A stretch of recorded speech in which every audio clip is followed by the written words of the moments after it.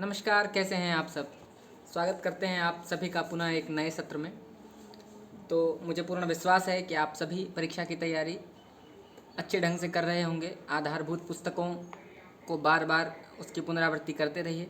अभी लॉकडाउन के कारण परीक्षा की तिथि भी स्थगित हो चुकी है, तो आपको यह पूरा मौका है कि आप इस संस्थान के लिए पुरजोर मेहनत करें। तो आज एक नए टेस्ट सीरीज़ के साथ मैं पुनः आपके समक्ष उपस्थित हुआ हूँ। तो चलिए बिना देर किए बढ़ते हैं अपने पहले टेस्ट सीरीज़ की ओर। तो पहला प्रश्न है कि निम्नलिखित आचार्यों को उनके सिद्धांतों के साथ सुमेलित कीजिए। जी हाँ, एक तरफ आचार्यों की सूची दी गई है और दूसरी तरफ उनके सिद्धांतों की सूची दी गई है। तो चलिए विकल्प पढ़ते हैं। विकल्प ए है भट्टलोलट, विकल्प बी है संकुक, विकल्प सी है भट्टनायक और विकल्प डी है अभिनवगुप्त। तो भट्टलोलट जो है उत्पत्तिवाद, भट्टलोलट जी ने उत्पत्तिवाद सिद्धांत का प्रतिपादन किया था। संकुक अनुमितिवाद, भट्टनायक भुक्तिवाद और अभिनवगुप्त का जो सिद्धांत है वह है अभिव्यक्तिवाद। तो चलते हैं अगले प्रश्न की ओर। दूसरा प्रश्न आपके स्क्रीन पर है और इसका उत्तर आप संभवतः अवश्य जानते होंगे, तो सुमेलित कीजिए। विकल्प है ए चंदायन, विकल्प बी मृगावती, विकल्प सी अखरावट और विकल्प डी मधुमालती। तो चलिए हम मिलान करते हैं। चंदायन मुल्ला दाऊद की कृति है, मृगावती शेख कुतुबुन की है, अखरावट जायसी की है और मधुमालती मंझन की रचना है। विकल्प प्रश्न संख्या 3 है, सुमेलित कीजिए। ये सब अपभ्रंश के कवि हैं। तो चलिए सूची दी गई है, विकल्पों को पढ़ते हैं। तो विकल्प ए है स्वयंभू, विकल्प बी पुष्पदंत, विकल्प सी अब्दुल रहमान और शबरपा। इनकी रचनाओं के साथ हमें सुमेलित करना है। तो स्वयंभू की रचना है पौम चरियु, पुष्पदंत की महापुराण, अब्दुल रहमान संदेश राशक और शबरपा की रचना है चर्यापद। चौथे नंबर प्रश्न की ओर चलते हैं। तो चौथा नंबर प्रश्न है कि निम्नलिखित में से कौन रीति मुक्त कवि नहीं है। जी हाँ, रीति मुक्त कवि नहीं है। विकल्प दिए गए हैं बोधा, ठाकुर, पद्मकर और आलम। तो इसका सही उत्तर होगा विकल्प सी पद्मकर। पढ़ते हैं पाँचवें नंबर प्रश्न की ओर। तो पाँचवें प्रश्न है शब्द शक्ति के विषय में किसका कथन है अभिधा उत्तम काव्य है, मध्य लक्षणालीन, अधम व्यंजना रस विरस, उल्टी कहत नवीन। तो दिए गए विकल्प हैं केशवदास, भिखारीदास, देवकवि और चिंतामणि। बहुत महत्वपूर्ण प्रश्न है और इसका उत्तर होगा विकल्प सी देवकवि। छठा नंबर प्रश्न आपकी स्क्रीन पर है कि गोस्वामी तुलसीदास का की अंतिम रचना कौन सी है। विकल्प दिए गए हैं विनय पत्रिका, दोहावली, कवितावली और हनुमान बाहुक। तो इसका उत्तर होगा डी हनुमान बाहुक। सातवां नंबर प्रश्न है कि साहित्य लहरी के रचनाकार हैं। जी हाँ, साहित्य लहरी के रचनाकार हैं और विकल्प दिए गए हैं तुलसीदास, सूरदास, कृष्णदास और सुंदरदास। तो इसका सही उत्तर होगा सूरदास। आठवां नंबर प्रश्न है कि अपभ्रंश की उत्तरकालीन अवस्था का नाम क्या है।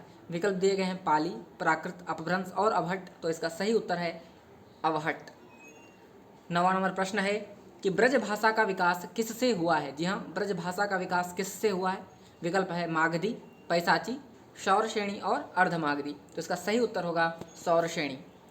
10वां नंबर प्रश्न आपकी स्क्रीन पर है कि अष्टछाप की स्थापना किसने की। जी हाँ, अष्टछाप की स्थापना किसने की। विकल्प दिए गए हैं विट्ठलनाथ, वल्लभाचार्य, सूरदास या रामानंद। तो इसका सही उत्तर होगा विट्ठलनाथ।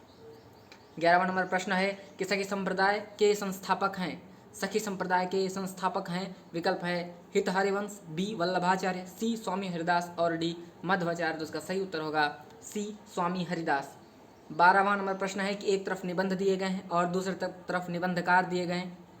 तो चलिए विकल्पों पर गौर करते हैं। मजदूरी और प्रेम विकल्प ए, विकल्प बी कुटज, विकल्प सी मेरे राम का मुकुट भीग रहा है और विकल्प डी लोभ और प्रीति। चारों निबंध आपकी परीक्षा के दृष्टिकोण से महत्वपूर्ण है, इसलिए मैंने एक सूची में इसको एकत्रित कर लिया है। तो मजदूरी और प्रेम अध्यापक पूर्ण सिंह का निबंध है, कुटज आचार्य हजारी प्रसाद द्विवेदी, मेरे राम का मुकुट भीग रहा है विद्यानिवास मिश्र और लोभ और प्रीति बहुत महत्वपूर्ण आचार्य रामचंद्र शुक्ल। 13वां नंबर प्रश्न आपकी स्क्रीन पर है। एक तरफ कहानीकारों की सूची दी गई है और दूसरी तरफ कहानियां दी गई है। तो चलिए विकल्प है फणीश्वरनाथ रेणु, विकल्प बी अमरकांत, विकल्प सी उषा प्रेमवदा और विकल्प डी यशपाल। तो रेणु की कहानी है ठेस, अमरकांत की कहानी है दोपहर का भोजन, उषा प्रेमवदा की कहानी है वापसी और यशपाल कृत कहानी है पर्दा। 14वां नंबर सवाल है पंड्य सल संत बखाणे देह ही बुद्ध बसंत न जाने कथन किसका है। तो प्रश्न विकल्प हैं मीनपा, सबरीपा, गोरक्षपा या सबरपा। तो इसका सही उत्तर है सबरपा। 15वां नंबर प्रश्न है कि गोरखबानी के संपादक हैं, जी हाँ, गोरखबानी के संपादक हैं श्याम, विकल्प दिए गए हैं रामचंद्र शुक्ल, आचार्य हजारी प्रसाद द्विवेदी, विकल्प सी श्याम सुंदर दास और विकल्प डी पीताम्बर दत्त बड़थवाल। तो इसका सही उत्तर है पीताम्बर दत्त बड़थवाल। 16वां नंबर प्रश्न है, बहुत महत्वपूर्ण है कि अरे यायावर याद रहेगा किसका यात्रा वृतांत है, जी हाँ, अरे यायावर याद रहेगा किसका यात्रा वृतांत है। विकल्प दिए गए हैं यशपाल, रामवृक्ष वेणीपुरी, अज्ञेय और निर्मल वर्मा। तो अरे यायावर याद रहेगा यह अज्ञेय की यात्रा वृतांत है। 17वां नंबर प्रश्न है कि शिव पूजन सहाय की एकमात्र उपन्यास है, विकल्प दिए गए हैं देहाती दुनिया, भिखारिणी, मनोरमा और एकाकिनी। तो इसका सही उत्तर है देहाती दुनिया, देहाती दुनिया। 18वां नंबर प्रश्न है हमारा कि एक तरफ साहित्यकार की सूची दी गई है और दूसरी तरफ पत्रिकाएं दी गई हैं और हमें मिलान करना है। तो विकल्प पढ़ते हैं, गणेश शंकर विद्यार्थी, विकल्प बी चंद्रधर शर्मा गुलेरी, विकल्प सी भारतेंदु हरिश्चंद्र और विकल्प डी महादेवी वर्मा। तो उनकी पत्रिकाओं के साथ मिलान करना है।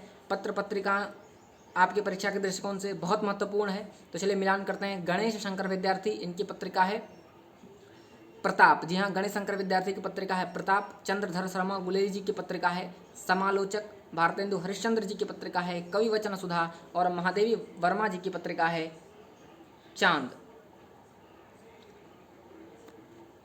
और 19वां नंबर सवाल है कि दोहा या दुहा किस भाषा का लोकप्रिय छंद है, जी हाँ, दोहा या दुहा किस भाषा का लोकप्रिय छंद है। विकल्प दिए गए हैं ए पाली, विकल्प बी प्राकृत, विकल्प सी अपभ्रंश और विकल्प डी अवधि। तो इसका सही उत्तर है विकल्प सी अवधि।